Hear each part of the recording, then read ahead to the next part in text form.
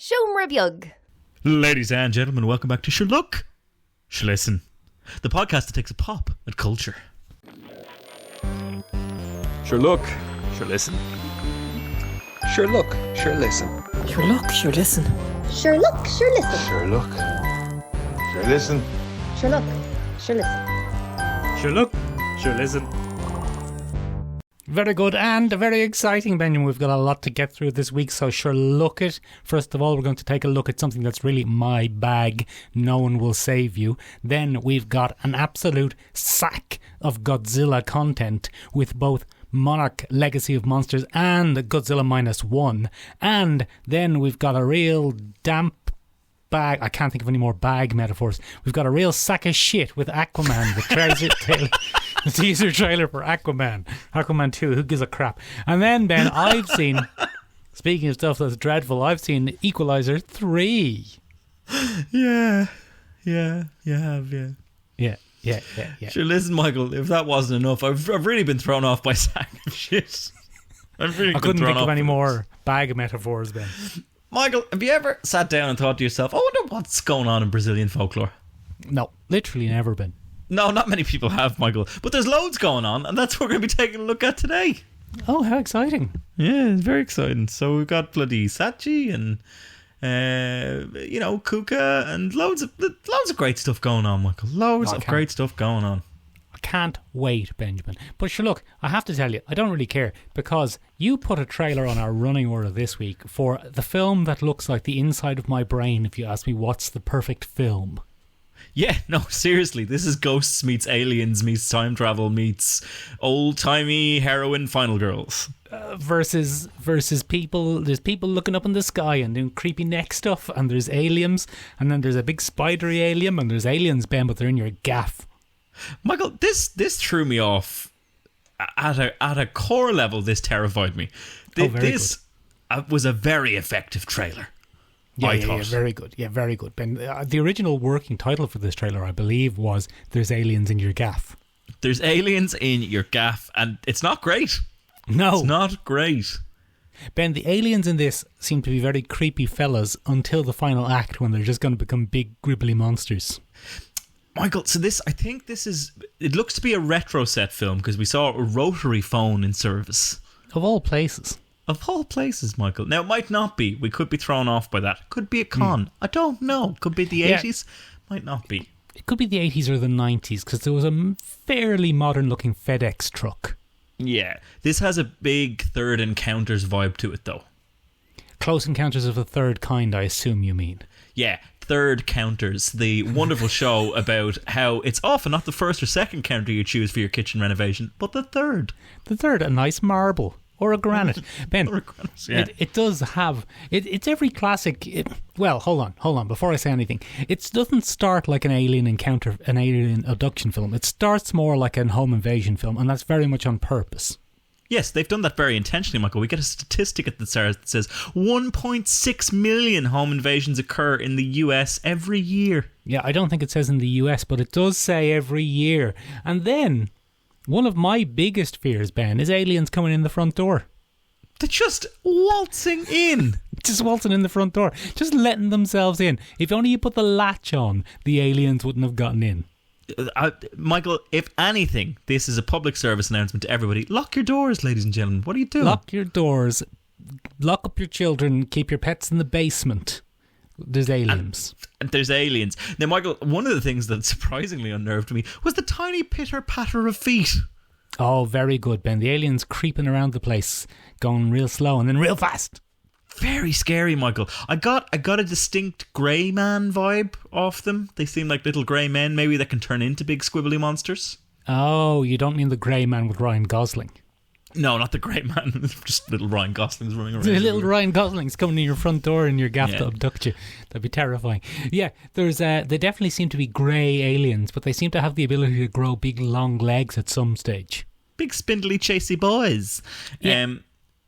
Come here to me. That visual with the lads looking up in the sky and the distended necks. Looked very sore. Ben, they seem to have some sort of telekinetic powers, which is one of the tricky things about these grey aliens sometimes. Yeah, they can move you with their mind and or their ballads. Yeah. and their hands. But also, they have different colours of lasers. They have white lasers and red lasers. It's a classic double combo, Michael. What are they doing? What are the different lasers doing? Michael, do you know, it's funny. I often think about that, how we've coded stuff to be like, well, you know, the colour should have a function. Maybe if it's a red laser, it's set to kill. Maybe if it's a white laser, it's set to stun. But if they're anything like humans, they've just got fun colour settings on things because they like doing that. They've just got different LEDs.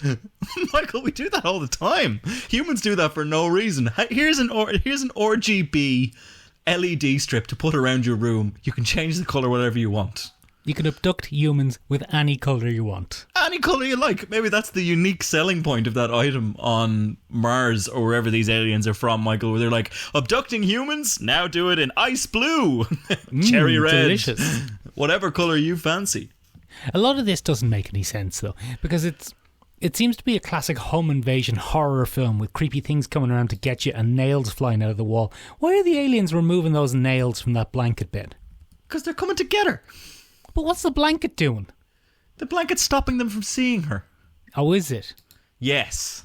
On the electromagnetic spectrum, is it? I don't know. I don't know if blankets block the electromagnetic spectrum, do they? Well, they block some of the light part of the electromagnetic spectrum. Oh, right. Okay, I see. I see. Yeah, that's why if someone puts a blanket up in front of you, Ben, you can't see them. Oh, that makes sense. Yeah. Because the light's not going through. Unless the blanket has a loose weave. And then you get a little glimpse. Yeah. Or if it's quite thin.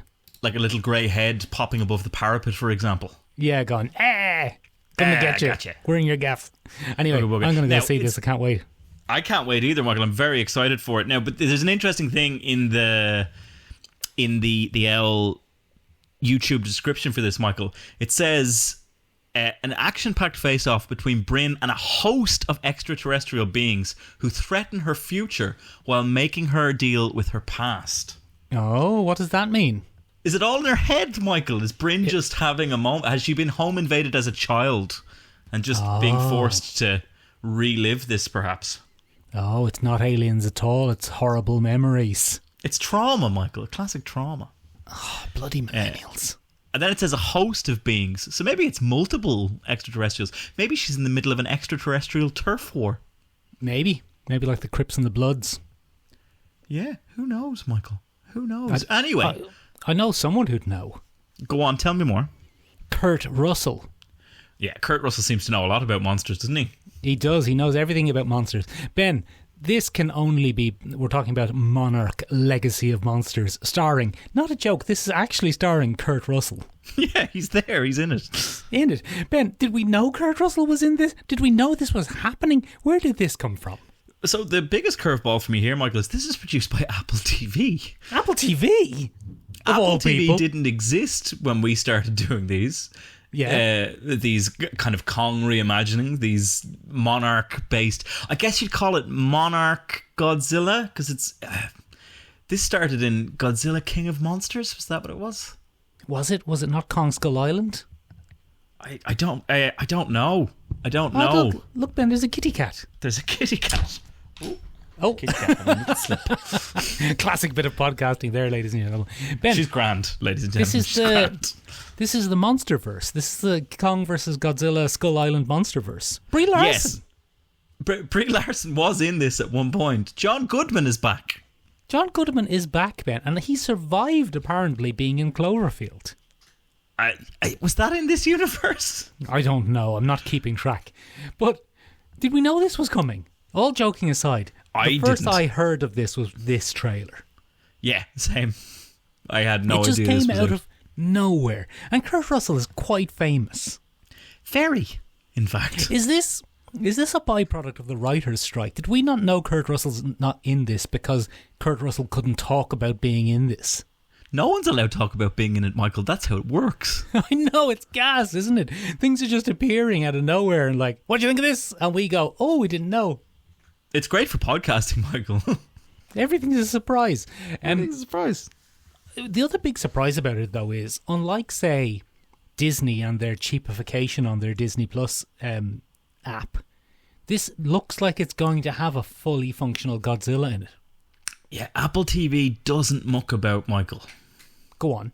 I've been a bit of an Apple TV evangelist for a while now, Michael. You'll have heard me on this podcast saying that Apple TV is making some of the best damn sci-fi content on the world today. You're a real Jimmy Appleseed. I am. I'm a big fan of the Appleseeds. Old Jimmy Appleseeds. That's what they call me, because once I get going, I won't shut up about Apple TV. Can't just leave that hanging, Ben. No, I'm done now. Oh, is that it? You wound me up and watch me go. No, they make phenomenal stuff, Michael. They're working with Silo at the minute. Silo was a great series that we didn't really cover much on this podcast, but it was a very, very good, literally bunker mystery. Then we had Foundation, which is the classic Isaac Asimov trilogy, and then subsequent novels in the same way that Dune has a trilogy, and then multiple spin-offs and so on and so forth. But they also handle that. Foundation is phenomenal as well. We've seen Severance from them. What's going on in that creepy office, Michael? Excellent stuff. Yeah. Excellent. Anyway, look, we'll watch Monarch Legacy of Monsters because it looks all right. It's a little bit hard to know anything that's going on in it, Michael. Godzilla's established, as we knew already. Apparently there's a hidden history behind the hidden organisation of Monarch. There's always a hidden history, Ben. You should know that by now. Yeah, there seems to have been a schism, and we're going to find out what that was. Kurt Russell was involved in the schism. There's good monarchs and bad monarchs. Ah, amen. Speaking of a show that seems to show, or speaking of a movie that seems to show kind of little regard for human life in a Godzilla film, let's take a look at a film that shows a lot of regard for human life in a Godzilla film. Go on. Michael, you slapped up mere moments before we decided to record this in a classic bit of podcasting professionalism. Godzilla -1, the trailer. -1, not Godzilla 0, Ben. Godzilla -1. -1. What's going on? On the other hand, to Monarch Legacy of Monsters, we have actually known about this for a while. Oh, have we? Okay, that's good. Yeah. This is not a surprise. But this is Japan. Good old Toho, Ben, the originators of the Godzillas. Oh, yeah, the lads who have them. Yeah, the original lads who did them. And they're like, well, we're going to do them again. What do you think? What do you think of that? But this time, any subtext about Godzilla being some sort of nuclear punishment for World War II or some sort of reflection of Japan's fears of the atom bomb. It's not subtext anymore, it's just text. It's just text. What is your reading of this correct? Yes. Do you think that Godzilla represents the atom bomb and Japan's punishment for World War II and their attempt to atone and seek forgiveness? Yes, that's what it is. That's it. That's the movie. But he's a big giant lizard and he's going to step on people. Yeah, but you shouldn't have done that in World War II. Shame on you. Benny's stepping on everyone.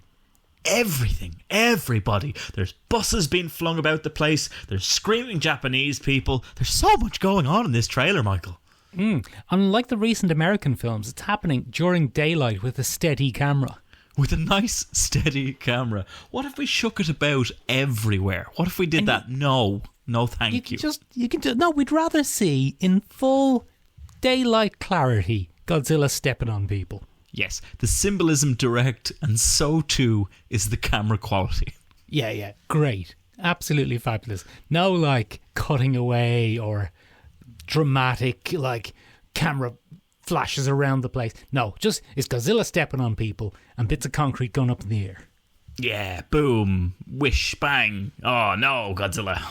Yeah, he's back. He's back for a new generation, but it looks like the origin story again, though. Michael, to be honest, these two things look so incredibly similar as films. That's one of the things that struck me. They're very closely aligned, right down to the monster design. They're very similar Godzillas. They're not identical Godzillas. Not identical. No, but quite similar. The Japanese one still has more of the man in the suit proportions. Classic. I love his big stompy feet, Ben. I'm just obsessed with his big stompy feet. Big stompy feet. Michael, speaking about films that have no care for human proportions or correct human representation, we got a bizarre teaser trailer for Auqaman 2, The Lost City Kingdom. Or as the Americans just absolutely insist on calling it, Auqaman. Ugh. It's just horrid. No good, Michael. Benjamin, what is this? Where do you keep looking, Ben? You I seem need to on close edge. the window. There's You're lot, just there's looking lot of around noise the coming whole in time. from the window, Michael. Go close I'm the going to go window, do that yeah. now. You spin your wheels on Aquaman: The Lost Kingdom. I don't really have much to say on Auqaman: The Lost Kingdom, to be honest, but I'm just being so distracted by you being so on edge. So I'm just going to watch Ben standing up, ladies and gentlemen. Off he goes to the window. It's almost like this is his first podcast in a lot of ways. And I suppose on episode 99 of the second series of this podcast, we could forgive him not knowing exactly how to do it. But sure, look, that's neither here nor there, because we got the trailer for Aquaman 2, but this time Patrick Wilson's back. I thought Patrick Wilson was dead. No. They reconcile at the end. Jason Momoa says it's all about La Familia. Right. And then they reconcile, even though he was a racist, awful prick for most of the movie. Yeah, he was no use at all, but now he's going to team up with Auqaman. Aquaman. Aquaman, horrid stuff, to defend against... Who's this guy? Black Manta? Is that his name? Black Manta, yeah. Black Manta's involved. He's back and he wants revenge and he's got an octopus machine. Michael, who cares? I don't know if anyone cares. Blue Beetle has absolutely bombed. And then there's this. Is the new DC Universe happening? Is the new DC Universe not happening? Why? Where does this fit into it? I reckon about 6 people are going to go see this. Prepare for me to be incredibly wrong and this becomes $1 billion movie. You see, you've got the Snyder, because it's still technically the Snyderverse. Is it? Well, I mean, it is. If it's Aquaman 2, it's following on from the continuation because Jason Momoa represents the Schneider Aquaman. Yeah, he does. And it's unavoidable. But Michael, this is a teaser trailer. It's a teaser. It's a teaser for the teaser trailer. It's saying in 4 days we're going to release the teaser for the trailer, which is coming out in a few weeks. But this is what's happening as a result of the strike. They can't get celebrities to jump on and plug it, so they're like, oh, another teaser. Tease that teaser, Ben. Tease that teaser. Michael, did you see the janky flash level CGI on Nicole Kidman at one point during the teaser? No, I didn't. I didn't even realise that was Nicole Kidman. It's Nicole Kidman, but in a strange, elongated grey man form, not unlike No One Will Save You. Oh, I didn't realise that was Nicole Kidman. I thought that was a grey alien from the film No One Will Save You. Yeah, so apparently janky CGI is now just a DC staple. Just janky CGI and unfinished films that no one goes to see. Yeah, who needs to finish a film, says James Gunn. I'm just going to churn them out. Just churn them out there, it'll be grand. Ben. Yes. The other day, me and our good friend Jim, guess what we did? Was it on a Wednesday? No, it wasn't on a Wednesday, but metaphorically it was on a Wednesday. Okay. We accidentally went to the cinema. Oh, look at the pair of ye. Absolute madness, Ben. I felt like I haven't been to the cinema in ages, which is weird because I do a weekly pop culture podcast. Yeah, but we don't ever watch anything or do anything or research anything, Michael. We just take pot shots and stuff. Just pot shots and stuff. Like you and Warhammer 40,000. The Warhammer 40,000 stands really came for you on the internet, didn't they? Fuck them. They came for you the other day as well. They had to go with our commissar one. Did they? What did they say? Someone took a real issue with Cadia. They were like, the Adepties come from everywhere, not just Cadia. And I was like, yeah, fuck you. I'd be banned off the internet if I was allowed to reply to trolls in the way that I wanted to. Ben hates the internet, everybody. Anyway, Ben, guess what we went to see? I don't know what you go see. We went to see, me and Jim, we went to see The Equaliser 3. Another film, which I had no idea was even out. This is a weird one, Michael. The one thing that you absolutely need if you're going to make a weird remake of an 80s TV show. Yes, go on. Is a big star. Yes. Like Denzel Washington, for example. What about Denzel Washington? Yeah, he'd do quite well. Then, what you need that star to do is get out front and centre and promote the shit out of that movie. Nah, they just didn't. And no one knew it came out. I didn't even know what it was about, Ben. It's about the mafia. Apparently it's about the mafia. He goes to Italy and has a love... Yeah, well, I did go to see it, Ben. Can I give you a very brief synopsis? Go on, you give me a very brief synopsis there. Well, actually, I'm not going to give you a synopsis. I'm just going to sum up my experience. This is a movie by idiots. For idiots. Okay. and Jim and I just loved it. Well, yeah, I could have told you that, I suppose. Yeah. Well, what are you trying to imply there, Ben? That you enjoyed the film. Oh, yeah, good. Yeah. Anyway, it's one of the dumbest pieces of celluloid I've ever seen in my life. Go on, tell me more, Michael. Just imagine... I've never seen such a dumb film. The baddies in it, Ben, are just so comically, moustache-twirlingly evil. Okay. That every now and then they would do something hideous. And I would think to myself, oh my God, you guys are in so much trouble when the Equaliser gets here. But then I would almost instantly think, no, that is so dumb and so evil and so pointless what they've just done that I'm being emotionally manipulated into hating these guys. And, like, there are about 30 baddies in it. That's a lot of baddies. Yeah, but the mafia seems to be about 30 people and they get by on just being incredibly evil so that no one hunts them down. But all it needs is one American to come and put the world right. And he not only goes on his own this time, Ben, he brings Dakota Fanning. Oh, yeah, DK. Old Dakota Fanning herself, and she's from the CIA, and for some reason she has jurisdiction in Italy. Oh, they all do. Americans believe they have jurisdiction everywhere, Michael. It's fucking gas. It's so stupid. There are scenes in it where, like, she goes to see a corrupt policeman. Oh, yeah, as you do. As you do. And then she gives him a list of people he wants to interview, and he says, this one, not a chance. And then in the very next scene, she's interviewing that guy. And I think we're just supposed to believe the CIA did it. Somehow. Even though, up to that point, they've been incompetent. Everyone is incompetent. Ben, you know when we do one of our favourite Irishman's Sposs episodes where we just complain about the representation of Ireland in cinema? Yeah, and we have a great time. Yeah, this is filmed in Italy with Italian actors, but looks like it was written and created and everything about it was made by Americans who'd only heard of Italy from gangster movies. Oh dear. Gangster movies and like holiday movies. Is it very racist? It's borderline racist, but it's too simple to be racist, to be honest. It's too dumb. It is, honest to God, the dumbest film I've ever seen. I see. Everything is just flat out said. But that's kind of a thing, isn't it? Like, the first two are fun. I don't know if you'd call them good. No, they're fun cinema experiences. Yeah.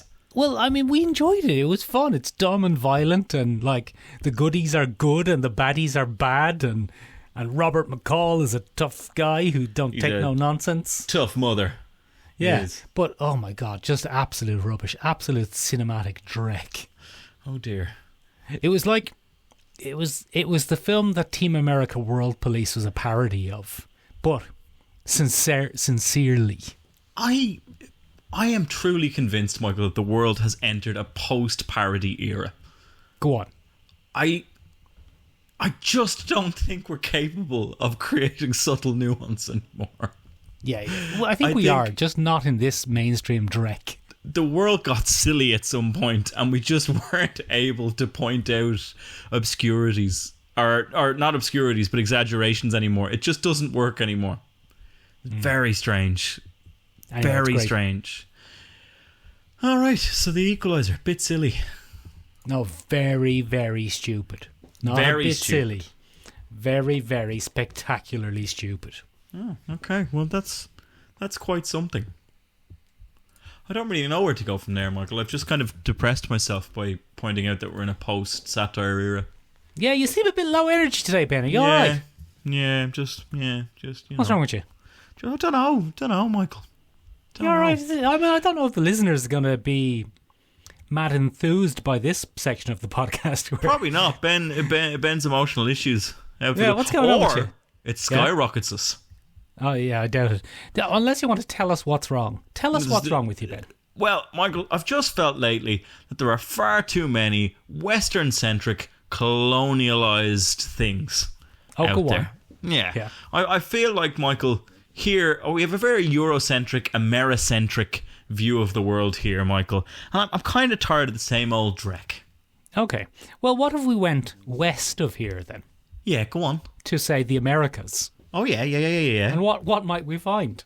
Oh, well, Michael, I suppose you might stumble across the lovely country of Brazil. Oh, go on. Yeah, quite big. Yeah. And, Michael, as you know, most countries... Oh, go on. Most countries have a dying form to of hear. folklore or mythology. All right, except America.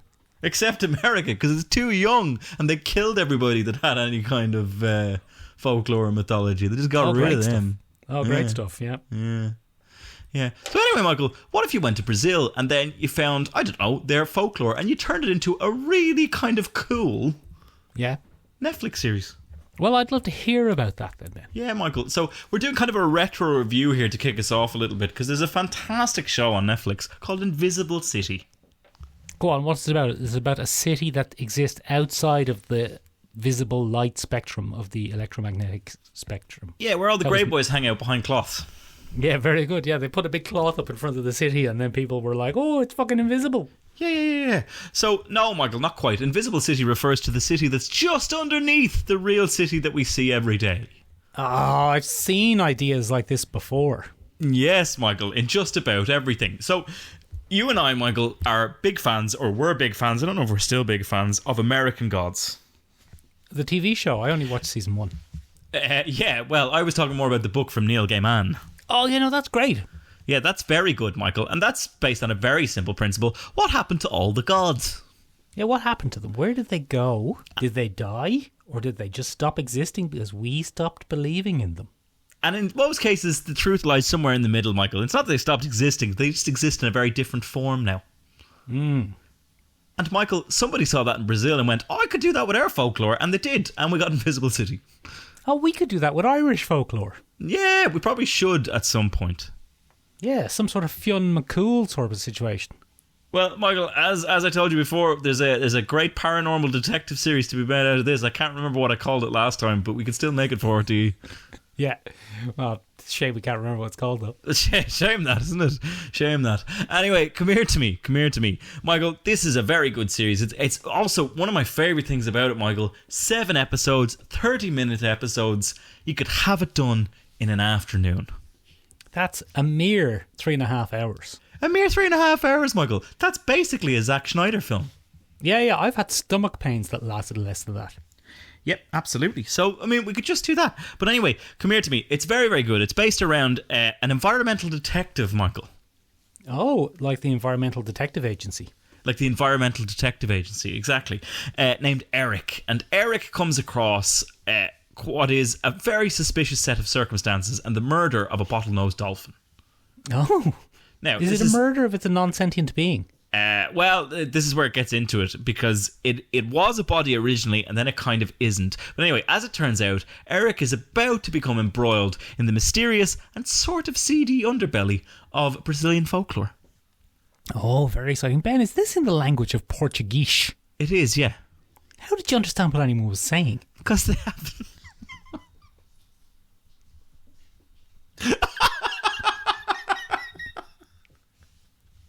I've really enjoyed that, Michael. That you have a conceit that subtitles and dubbing doesn't exist. I don't know how you understood what anyone was saying. Oh, Michael, that's very entertaining. Thank you. Done. Very no, Michael, I watched it with subtitles. Subtitles, oh, go on, yeah. Subtitles. You could follow that up now, Michael, with a tidy little I didn't know you could read joke if you want. Well, Ben, you've spoiled that, to be honest. That was the next, that's where I was going to go. That was the next step, wasn't it? I got there ahead of you. Just ahead of the curve. Anyway, Eric becomes involved then. Yes. I didn't know you could read Portuguese. Zing, zang, zong. Ladies and gentlemen, we're going to get that on t-shirts. Zing, zang, zong. And then everyone will know that you listen. Zing, Ben's zang, slightly zong. racist 1970s Chinese character. Oh, no. Ben, Marvel from the 70s just called. They wanted their Iron Fist protagonist back.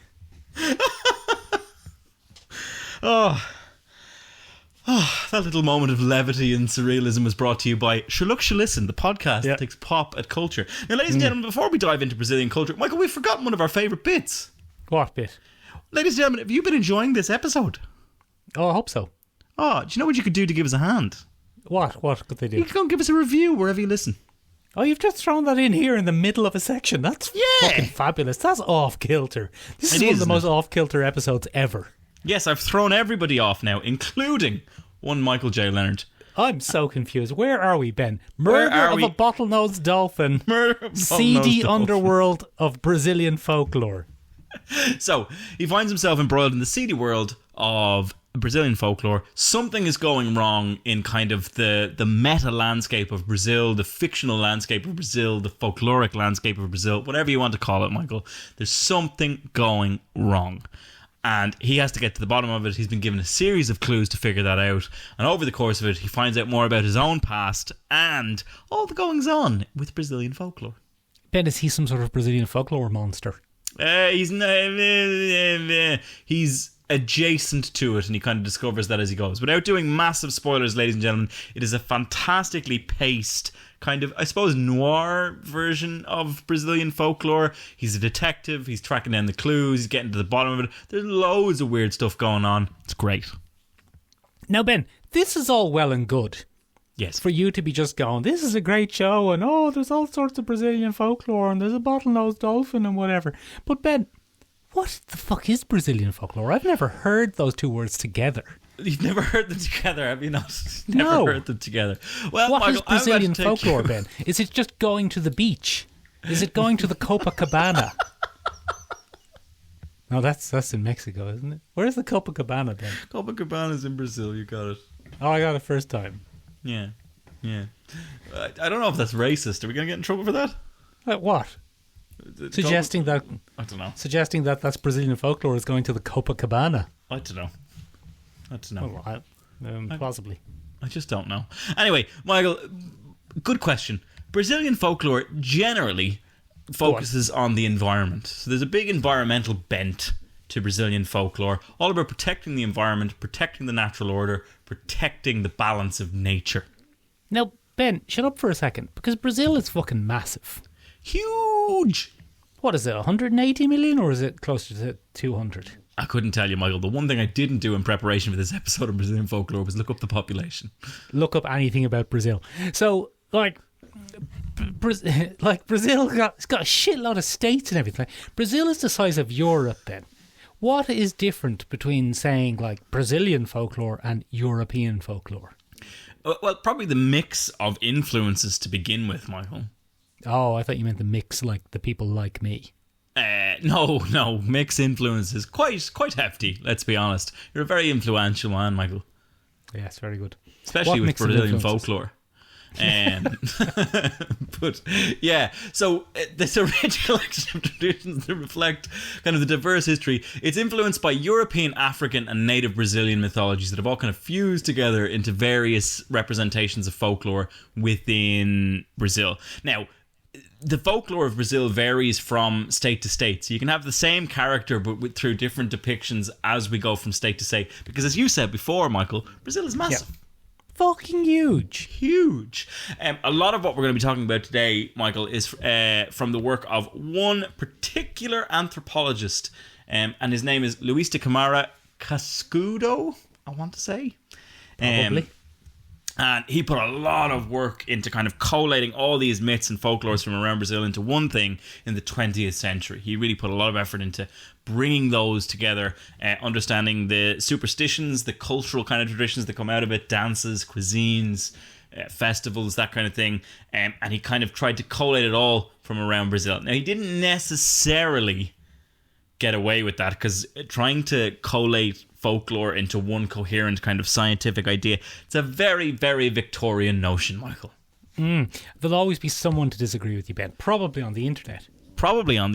Michael. Yeah, bloody fucking don't you tell me what an exterminatus event is, you fucks. You little shitbags. Right, anyway, moving on from there. He put a lot of time into... That's the listeners you're talking about, is it, Ben, there? That's the listeners I'm talking about. Yeah, very funnily good. enough, I won't turn this one into a reel, and luckily nobody listens to the actual podcast. Very good. So I'm safe. But a lot of our folklore, or a lot of Brazilian folklore, is based on animals, representations of the environment, and defenders of the environment. Oh, go on. So those have become very, very popular.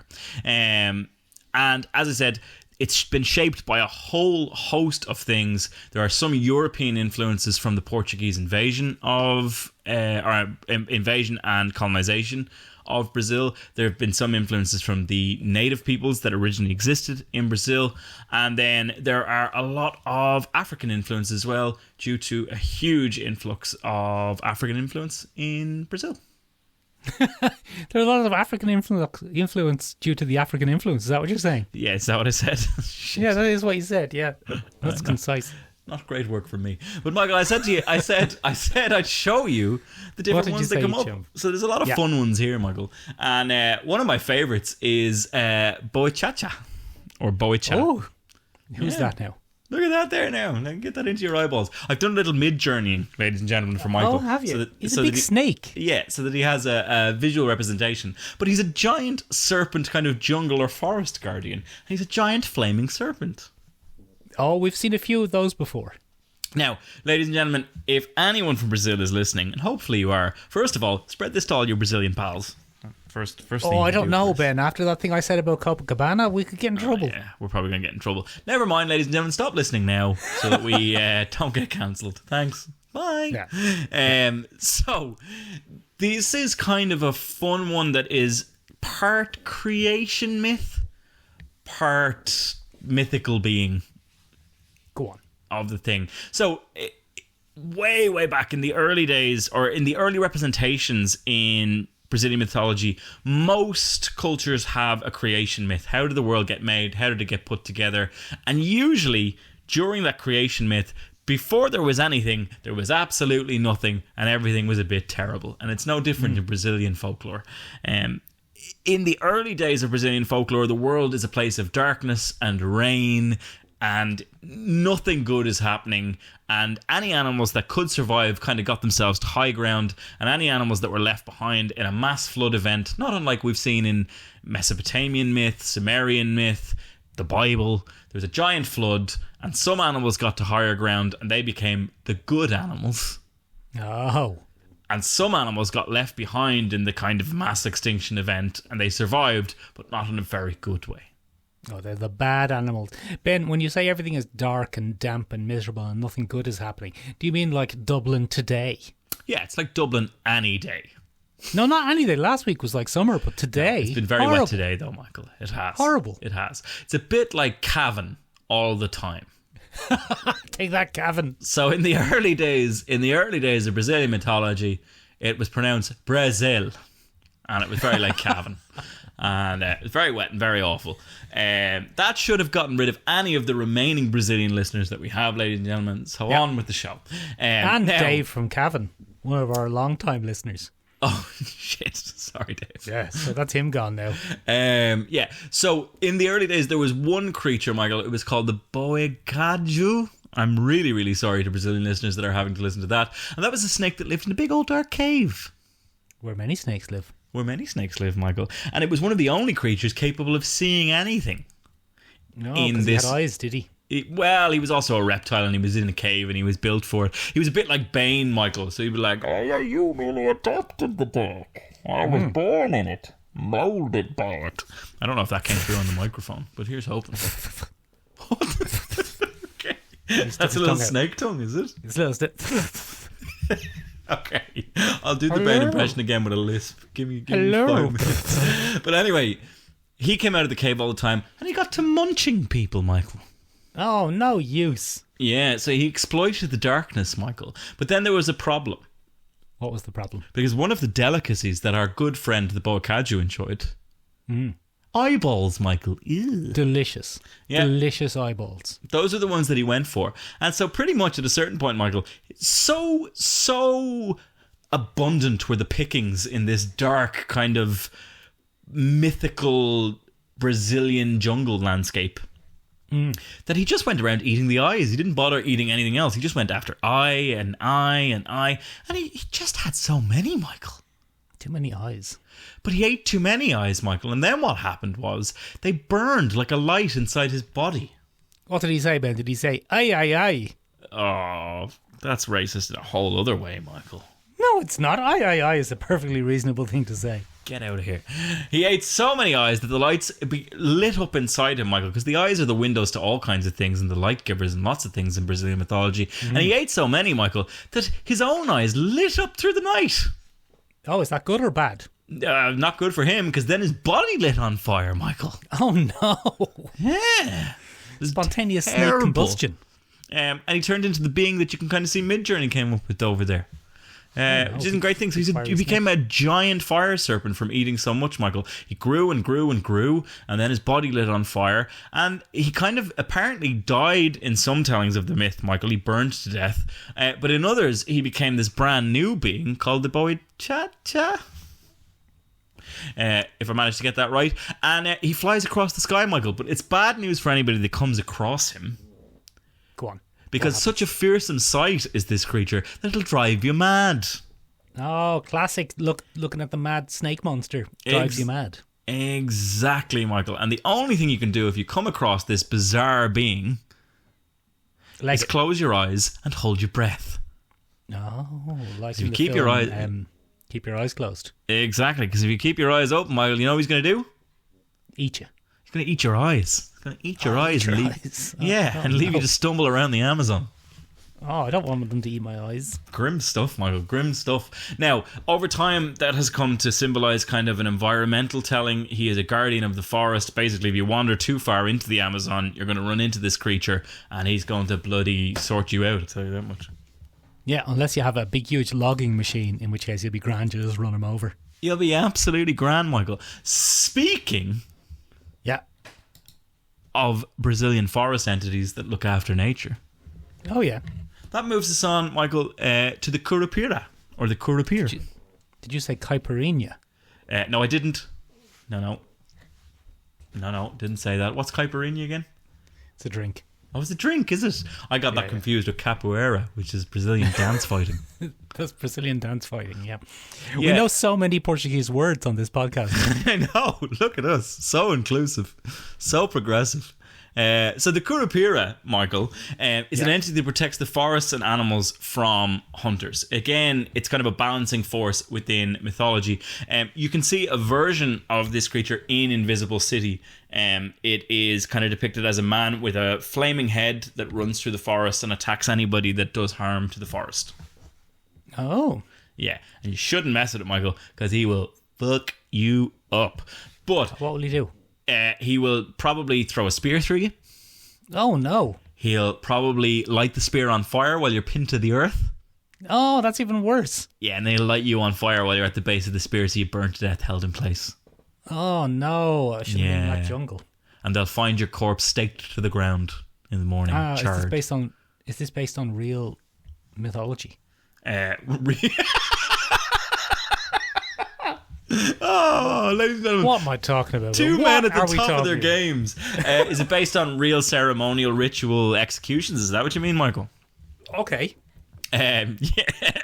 There's no evidence to point out that this was even ever a thing in native Brazilian mythology, but he is a very useful, scary monster in Brazilian kind of folklore, and again, a good reason not to fuck with the forest. So it depends on which version of the legend you look at. In some legends, he is a boy with red hair that wanders through the woods. He's more of a trickster god when you see him in the boy form. So what he'll do is he'll mess up tracks of animals. He will change signs around. If you've made any markings in the path to lead you back, he'll change those markings. What a messer. What a messer, Michael. One of the really interesting things about the Curupira is his 2 feet are on backwards. Oh, yeah, I've seen that before. Yeah. So what happens is, if you try to chase the Curupira and get back whatever he steals, he might steal your map from you, he might steal your food from you, he might steal supplies that you need to survive in the Amazon from you. and you try to chase him to get it back, his feet are going the opposite direction. So you'll be following these footprints going, oh, I've nearly got him now. But he's gone the opposite direction. And he's got you. Does that make sense? Yeah, it does, yeah. No, but he's gone. His feet are backwards, still. so if he's going to the left, you're following to the right because his feet print the opposite direction. Yeah, but he's still only been in the direction that he's been, hasn't he? I don't know, Michael. Don't ruin my myth. Get out of here. Okay. Well, I mean, I'm sorry, backward foot boy. Don't come and steal my stuff. All right, fair enough. That's all right. Yeah, good.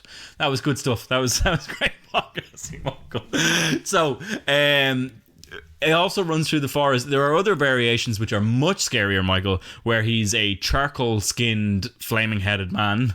Like Ghost Rider. Yeah, like Ghost Rider, not unlike Ghost Rider. The big red hair is important. Kurapira actually comes from a phrase that means blistered one. So in certain very horrific versions of this myth, it's a creature covered in blisters and sores and scabs, and the black skin is blistered from heat, and he's burned and disgusting. And you don't want to mess with that, Michael.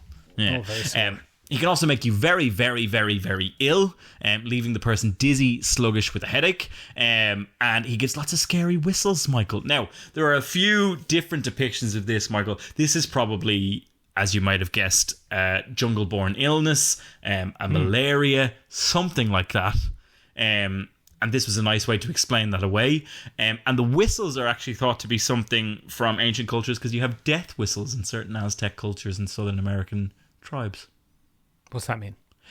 Death whistles are these bizarre things that tribesmen can blow, and it sounds like a death scream coming through the trees. Oh no! But it's so just scary. a whistle. Yeah, very, very scary. So that's the Kurapira. Ugh. Yeah, no I don't good, want to Michael. encounter him in my gaff. No, you wouldn't go near your gaff, Michael. It's only if you built your gaff in the forest. He'd be like, get out of here. Okay, I won't. So once again, Michael, we're leaning heavily on the environmental gig, and that brings us to Iara or Uyara. Iara or Uyara, huh? Who's she?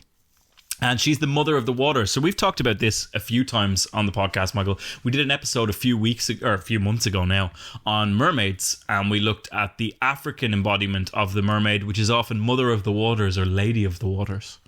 Oh, so this is African influence, is it? This is a very heavily African influenced Brazilian character, and exists in many, many different ways. This is probably the best representation, Michael, of the various influences that have shaped Brazilian culture.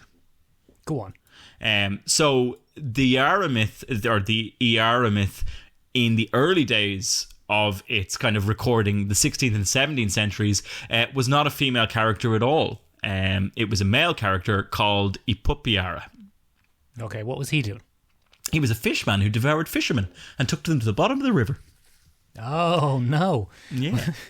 That's every fisherman's worst nightmare is the fish getting revenge. Yeah, the fish getting revenge, and that's pretty much what happened, Michael. So naturally, that's kind of an early warning of overfishing. If we're looking for a cultural reason that this character needs, a real world reason that this character needs to exist, it's to warn against the perils of overfishing in certain areas.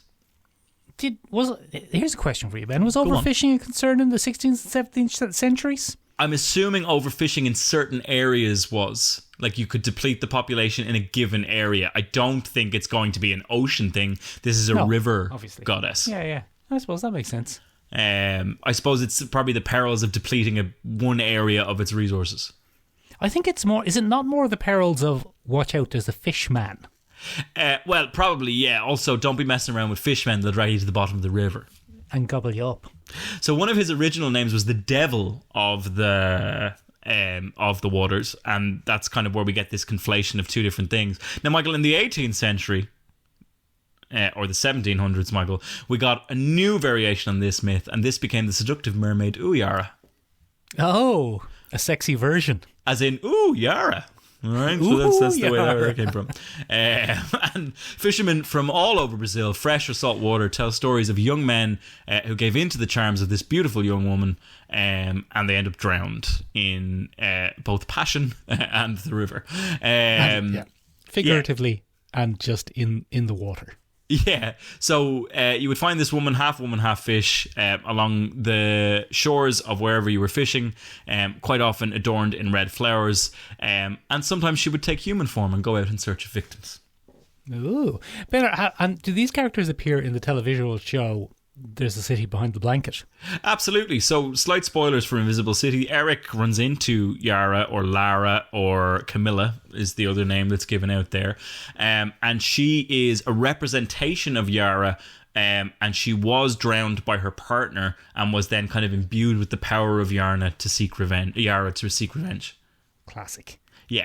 And she, in full spoilers, attempts to drown Eric for trying to track down a certain clue at one point. Oh, what's happening with the dolphins? Yes, exactly. So, very much living up to the name there, Michael, in that particular case. Great stuff all together.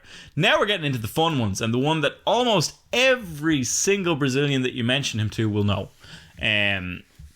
This is Sachi, or Saki, but I think it's Sachi as far as I know. And this is their version of Loki, Michael.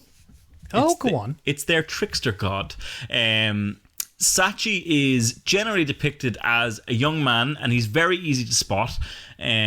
He's a young African descended man, or black man, depending on what way you want to voice that particular one, but he's very easy to spot. If you ever see a man approach you with a kind of classic Ebenezer Scrooge cap in bright red. Okay. You know, the sleeping cap, you know, the kind of traditional Victorian is he going to sleeping bed? cap. He's not going to bed, but he wears that hat, Michael. And if he only has one leg, now unfortunately, no matter how many times I typed in one-legged or amputated leg into Midjourney, it just didn't do it. So my representation there for you, Michael, is not very accurate because he has two legs. But he only has 2 legs. He only has the one, Michael. He only has the one in Folklore. He is the trickster god and the controller of the winds, Michael, and quite often takes the form of a tornado. Oh. If he's a bit annoyed. Are tornadoes common in Brazil? I don't think so, but he'll take the form of one. Okay. Yeah, so he can place curses on objects, he dulls needles, he disturbs animal life in the middle of the night, he can sour milk, and he can make eggs incapable of breaking. These are some of the classic japes that Sachi gets up to. That sounds useful for the eggs. Oh no, but then you can't get at them. Then you can't get at them, Michael, for the delicious eggy goodness. Oh no. Oh no. How are they making any custard? How are they going to make custard? How are they going to get the custard out for all their custard-based delicacies? They won't be able to. They won't be able to, Michael. He's also a shapeshifter, and he takes the form of a very particular bird, the Matita Pereira, and he likes to sing sad songs in the form of a bird, Michael. Oh, what else is he up to? Yeah. The hat itself, Michael, is very, very magical. That's why he wears it. It's not a fashion statement because it looks a bit silly. But it's very, very magical, so he keeps it on his head. He can disappear, reappear, and become invisible at will. Oh, yeah. Using the hat. However, apparently, even when he's invisible, the hat remains visible. So you just see the silly Ebenezer Scrooge red hat kind of hopping around. That is one of the worst forms of invisibility I've ever heard. Yeah, it's a bit shit, isn't it? Yeah, he becomes more noticeable. It's like if Harry Potter used the invisibility cloak, but he was still wearing a big gold shroud. Yeah. Is that a hat independently flying around over there? Or am I going mad? Or am I going absolutely mental? You can steal the hat, Michael, but that won't end very well. What'll happen is it'll carry a foul odour and it'll mark you, and you'll never be able to get rid of it. Oh, I have a hat like that. Yeah. What?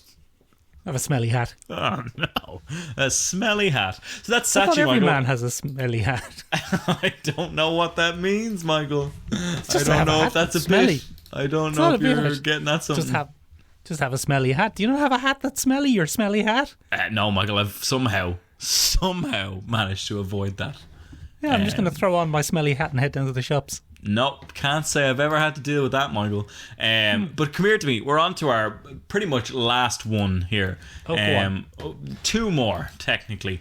And these are a bit spooky, Michael. These are the good ones. I love these are the spooky good ones. So, the last female that we have on the list is Cuca. La Cucaracha. And she is essentially the Brazilian boogeyman, Michael. Uh-oh. Boogie Yeah. woman. Boogie woman. Ooh, ooh, Boogie Woman. That's a fun riff on the classic Eagles song Witchy Woman, Michael. Oh, was it? Yeah, that's I thought you were doing a bit of disco. Well, it is a little bit. I suppose it would have come out around the same time and was their attempt to break into the disco market, as it were. You know.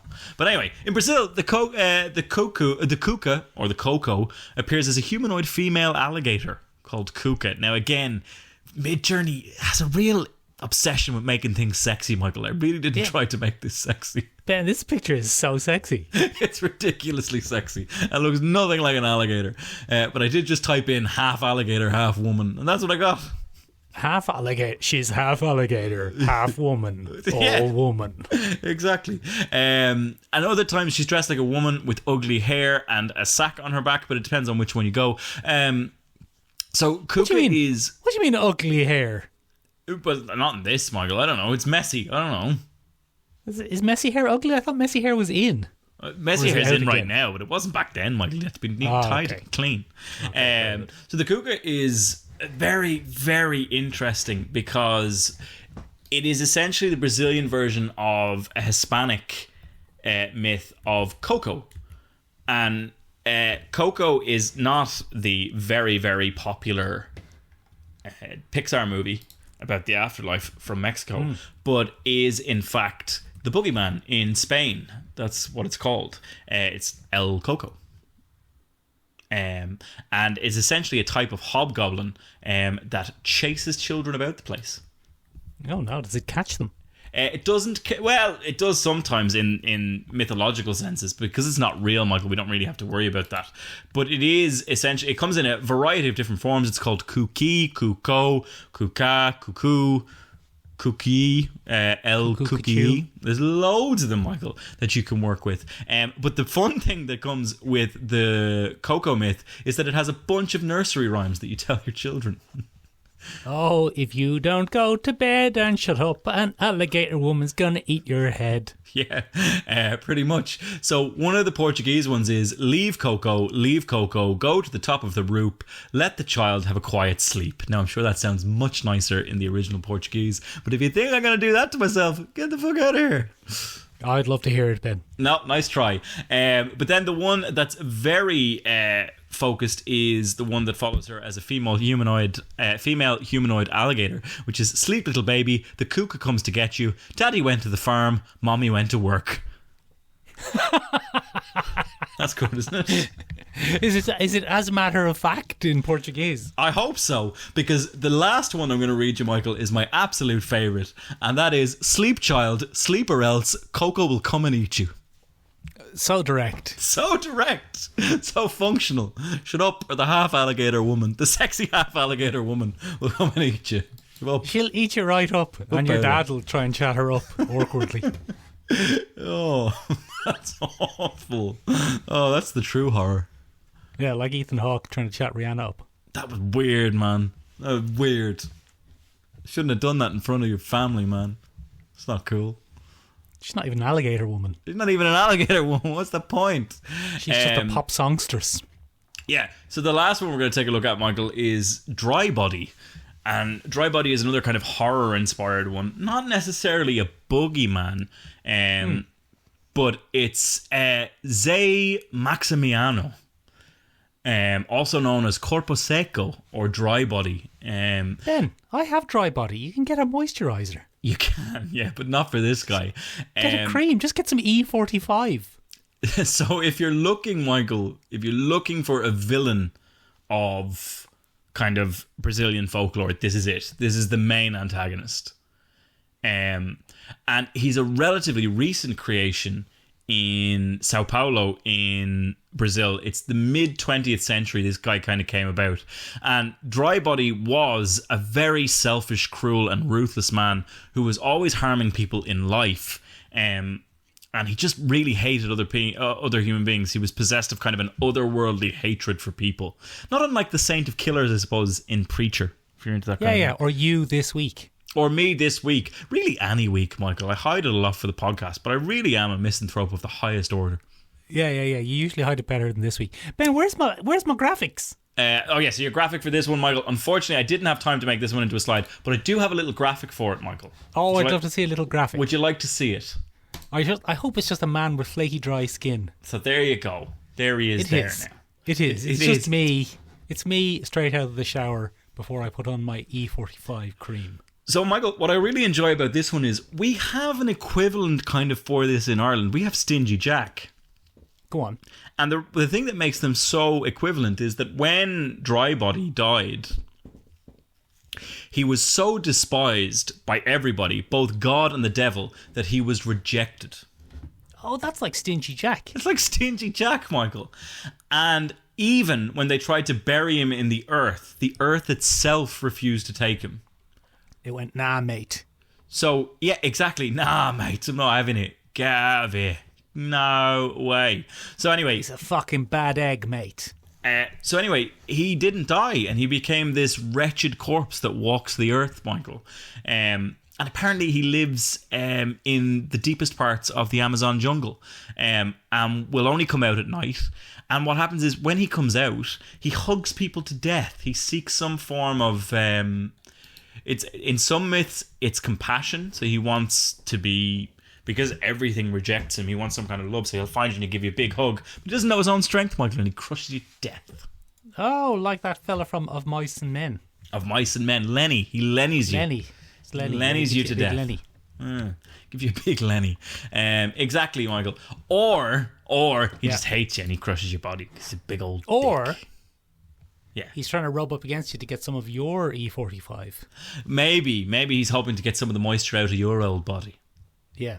Yeah. To kind of give him a bit of moisturiser. Yeah. And in classic kind of Brazilian fashion, depending on where you go in Brazil, in which state you end up residing in, there's a female version as well. Oh, is she sexy? No. This one's not. This one's really not. You probably wouldn't want to do that.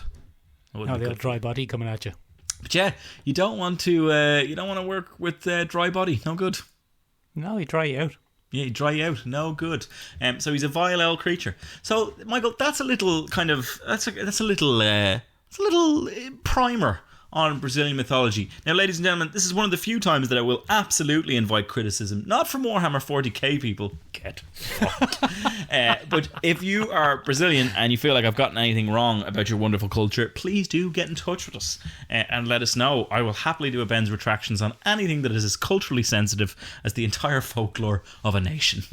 Ben, I would also love to hear what the Warhammer 40,000 people think about your take on Brazilian culture. Dry bodies don't actually come from Cadia. They're a product of the warp. Because Cadia is gone, Ben, so that makes sense. Yeah, alright, fair enough. Ladies and gentlemen, what did you think? Would you like to hear any more folklore heavy episodes like this? If so, get in touch with us in a few different places and let us know. You can find us on the interwebs at www.seomrabeag.com, seomrabeag.com. Get in touch with us and tell us other countries. We don't know any other ones. We don't know any other countries. I've never seen an atlas in my life. Ladies and gentlemen, you can also get in touch with us at our wonderful Acast website, which is sherlockshoulistenpodcast.acast.com.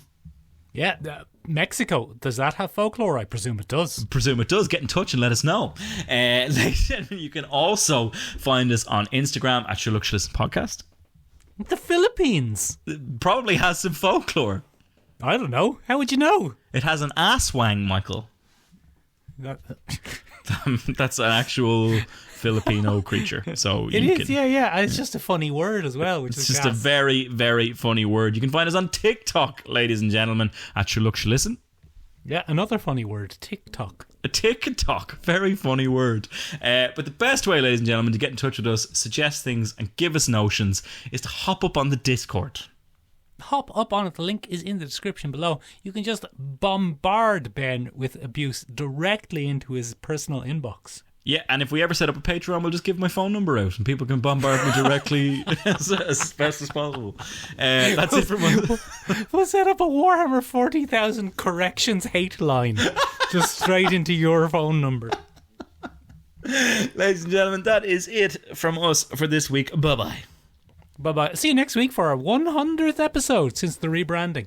Since the rebranding, why do we keep doing this?